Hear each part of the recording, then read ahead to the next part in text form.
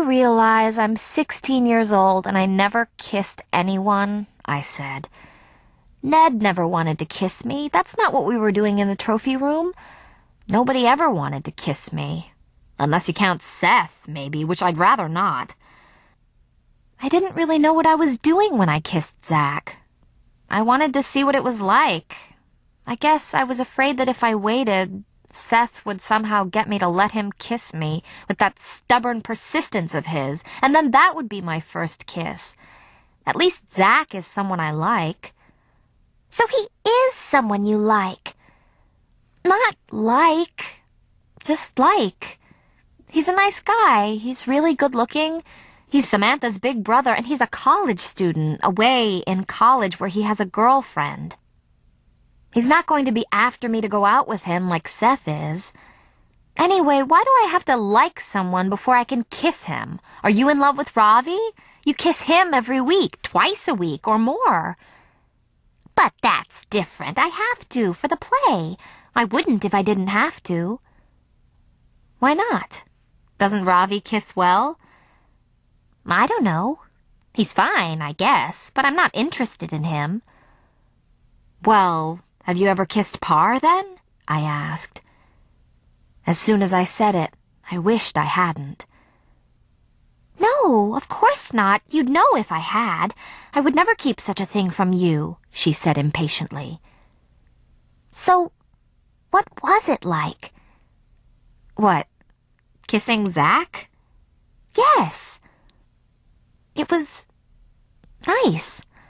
Surprisingly nice. I'd do it again in a heartbeat. You'd kiss Zach again? Said Ashley, shocked. I thought you said he has a girlfriend. Well, maybe not Zach. Samantha would kill me. Anyway, she'd kill one of us. And there is that girlfriend. But somebody... Yes, I'd definitely kiss somebody, if it was the right guy.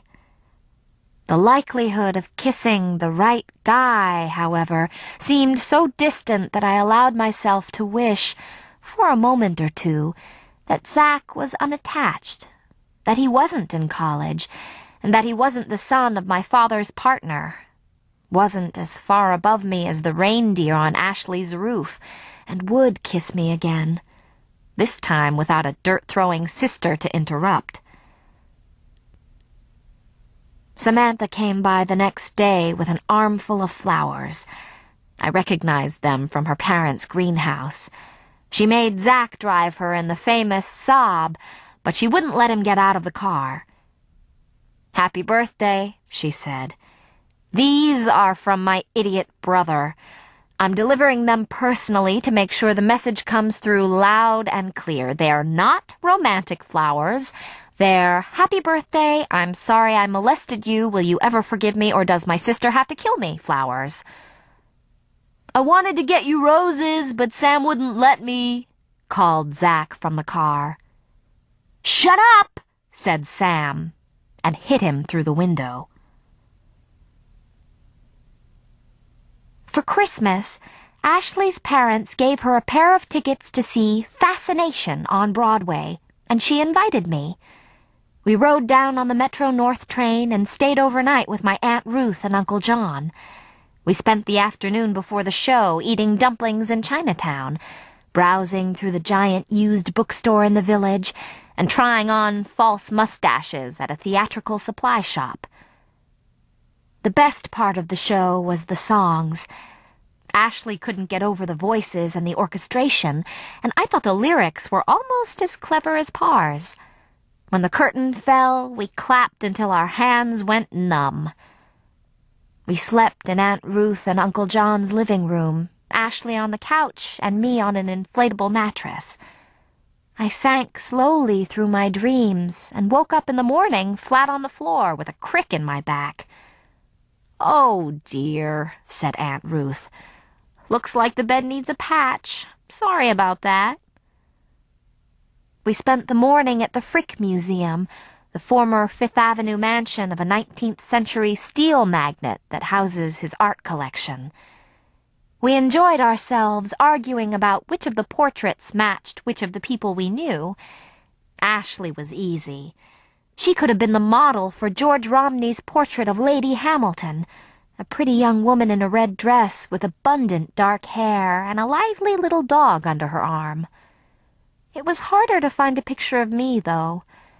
Ashley pointed to a graceful Gainsborough lady in an elaborate blue dress, but I felt more like a severe Whistler girl in black. After lunch, Ashley said, "Hey, doesn't Grandison Parr live in this neighborhood?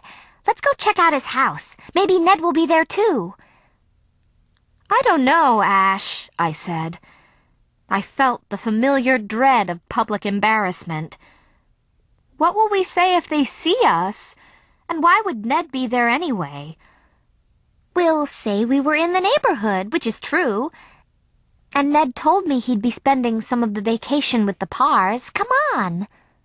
She pulled my arm over her shoulder with both her hands and used it to tug me down the street. Okay, let go," I said. Recovering my arm, I followed her with a sigh. Parr turned out to live in a tall, narrow townhouse that looked as if it had been built around the same time as the Frick Museum, a century or so ago. It had a limestone stoop leading up to a shiny red door. My heart fluttered to think that I was looking at his home, where he read, showered, slept, dreamed. My heart fluttered even more, in a very bad way, when Ashley started up the stairs to ring the doorbell. I hauled her back. "No, absolutely not. People don't just ring each other's doorbells around here." She protested, but I refused to let go. "If you do, I'm leaving without you. I'll catch the early train back. I'm serious, Ashley." "Oh, all right," she said. She leaned against a tree on the sidewalk in front and looked up. "Which window do you think is his? Do you think Ned is staying in the guest room? Which window do you think is the guest room?"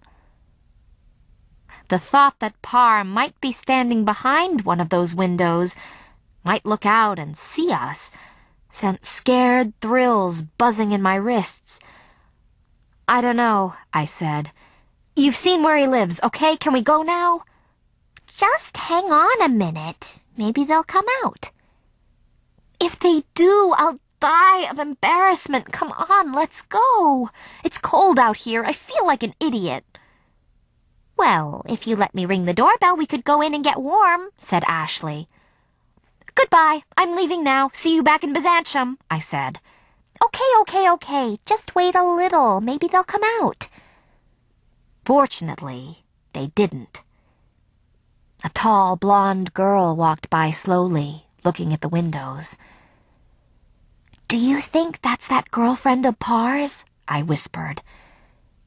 "What girlfriend?" "That Sam's friend was talking about, remember, in the email?" "Could be. I'll go ask her. Maybe she knows where they are," said Ashley. "Ashley, you're nuts! Don't you dare!" I hissed, holding her arm as tightly as I could. The girl walked away down the block. After half an hour of stamping in the cold, even Ashley admitted her feet were getting numb. We caught the 225 north from Grand Central.